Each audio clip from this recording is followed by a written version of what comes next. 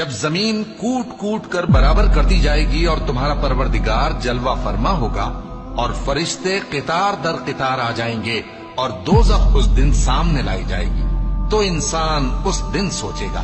مگر اب سوچنے سے اسے فائدہ کہاں مل سکے گا؟ کہے گا کاش میں نے اپنی اس زندگی کے لیے کچھ آگے بھیجا ہوتا، تو اس دن نہ کوئی اللہ کے عذاب کی طرح کا عذاب دے گا اور نہ کوئی اس کے جکڑنے کی طرح جکڑے گا۔